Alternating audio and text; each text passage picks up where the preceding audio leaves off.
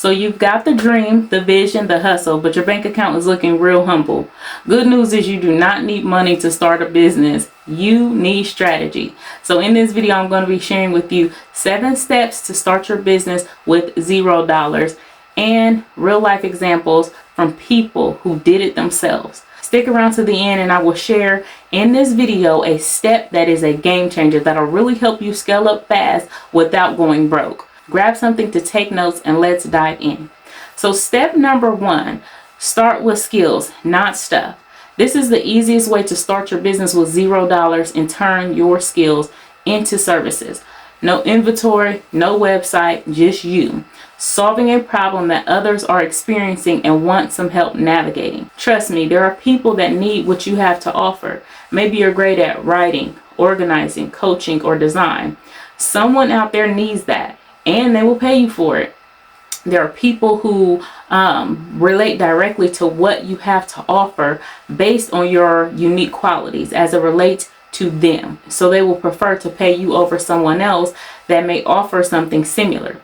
There are common mistakes that I see with this step, which I'll be sharing through each step. They're the common mistakes and how to avoid them. Most people waste time trying to create a product or a brand or a logo, and they haven't even talked to a customer. This is a big mistake. Take it from my personal experience. I created products for 2 businesses that I never talked to a potential customer about. I really consider them great ideas, but what's a great idea if the customer doesn't have a need or desire for it? So here's how you can avoid this common mistake with step number 1. Start with what you can right now. Take notes of this. List your skills. Pick one and start offering help online or in person, however it is that you want to offer this service. But go ahead and take the time to list out your skills and see how you can make that into a service so that you can begin to offer it. And a great example of this step right here of starting with skills, not stuff, is Tony Robbins. Tony Robbins started using only his voice and coaching skills. Now he's a global brand. Now he's just a beast at whatever he touches. Everything he touches flourishes. The next step is step number 2. Validate your offer with real people. Before you begin to build anything, you need proof that people actually want to pay. Don't guess, ask. Now you can ask those that are in your market audience because these are going to be the best people who are going to be able to give you the best feedback. Talking to your ideal customer about your offer is the best approach to creating a valuable offer that they will invest in. This is why companies do things like surveys and promotional offers. They want to see what the people want. There is a common mistake associated with this step. I'm sure you want to ask those closest to you first. However, that's not always the best thing to do. Look for those who will have a unbiased approach. I have found that family, friends, and coworkers often do 3 things. The first thing that they often do is they have no advice in the matter or opinion in the matter. Secondly, family, friends, and coworkers may often say, yes, that's great, without really ever considering what your product is, what your service is.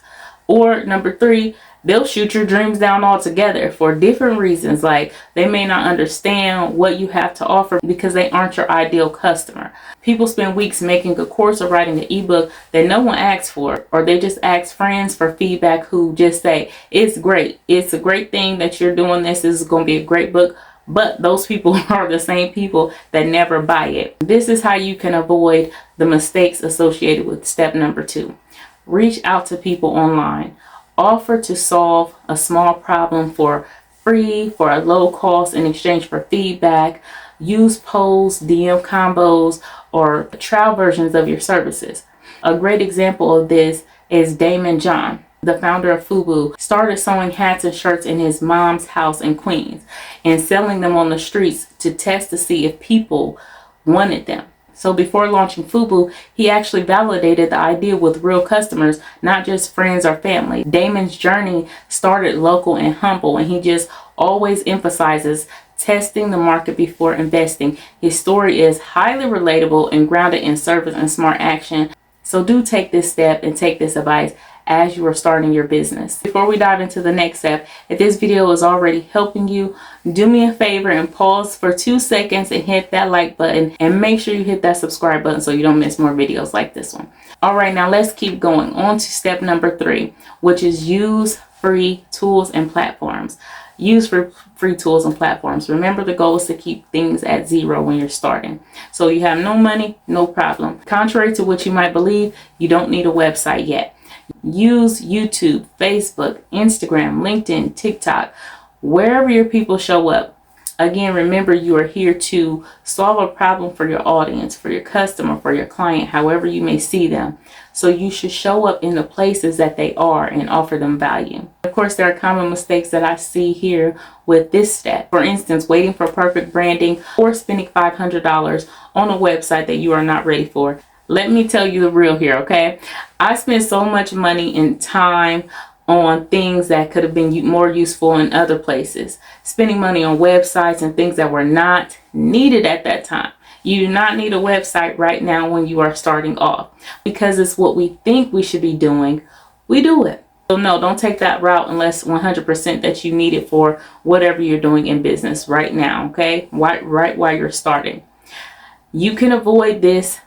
And make sure you write this down. It's very important. By using free versions of tools and platforms for graphics, Zoom sessions, and create content with your phone. I'm shooting this on my phone right now. So keep it simple, but show up consistently. Starting out, you are not earning revenue. You are not generating income yet. So keep your costs down as much as possible using the free tools and platforms, okay? I hope you got that. I'm trying to really drive that point home.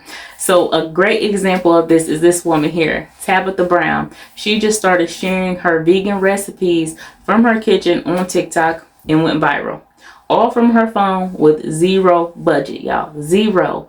So you can do it. You can start with using these free tools and still get your information out there. I hope you're getting all this. Now we'll dive on into step number 4.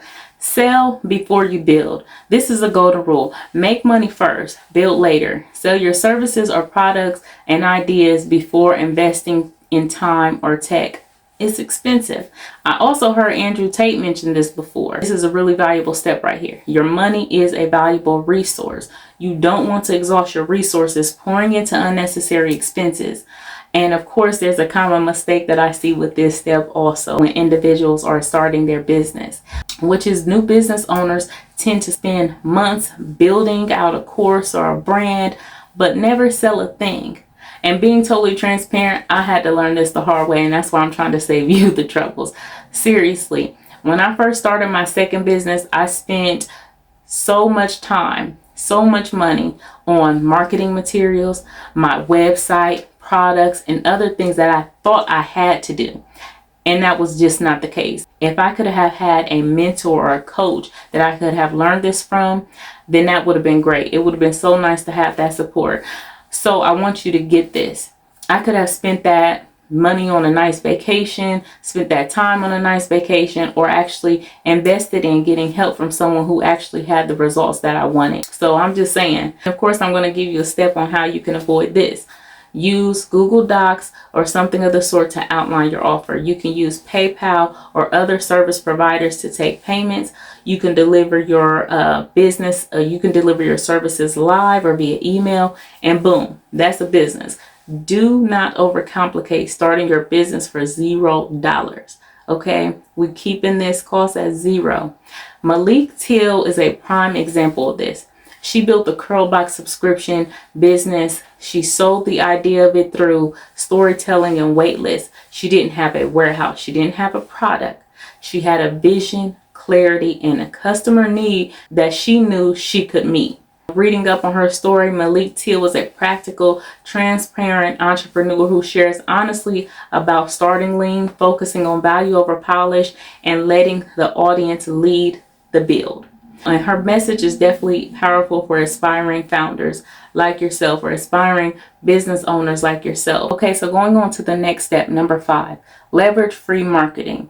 Remember me saying earlier in the video that you don't need to spend money on unnecessary materials such as marketing. So marketing doesn't mean paid ads, paid for printed brochures or flyers, etc. It means connection. So get visible through content, conversations, and relationships. I cannot stress this point enough.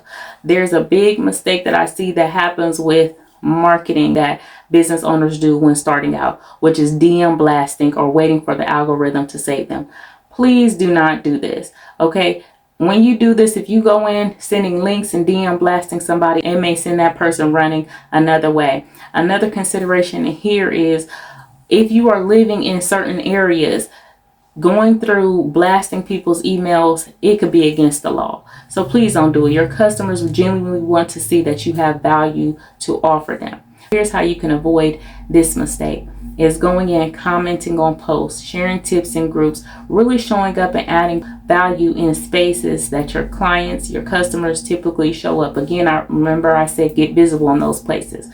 Barbara Corcoran is a perfect example of this. You might know her from Shark Tank. She got visible through media, leveraged media, built relationships, and voila, she's doing amazing, of course, killing the game. And this next step is vital to starting your business, y'all. Step number 6, make sure you're writing this down.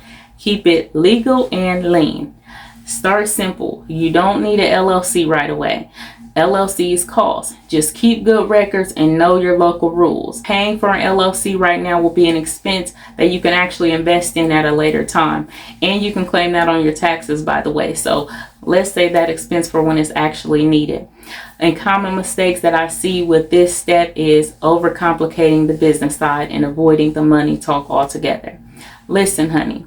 As a business owner, you don't want to overcomplicate things. You will have enough on your plate. The less complication, the more beneficial for you.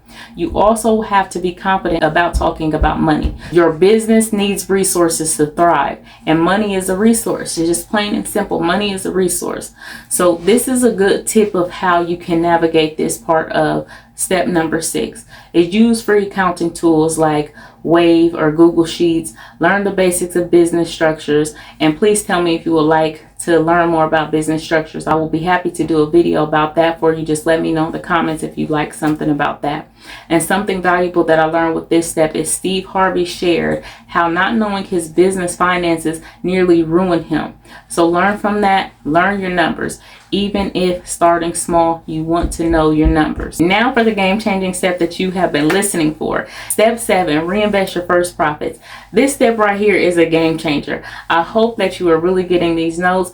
The first $100 you earn, it is not for splurging. Do not spend that money. It is seed money. Reinvest into better tools, branding, or education that actually moves you forward, moves your business forward. Your seeds, as you nourish them, will properly produce a beautiful harvest, y'all. I cannot stress this enough. Reinvest those first profits.